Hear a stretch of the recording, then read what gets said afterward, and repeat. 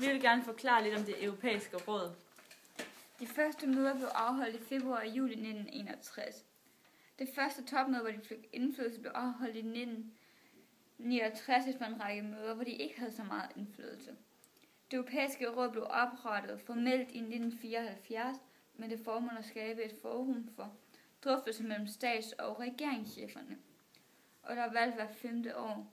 Den nuværende formand hedder Henry van Rompuy. Det europæiske råd er tilknyttet den europæiske union, bestående af regeringscheferne og formand for EU-kommissionen.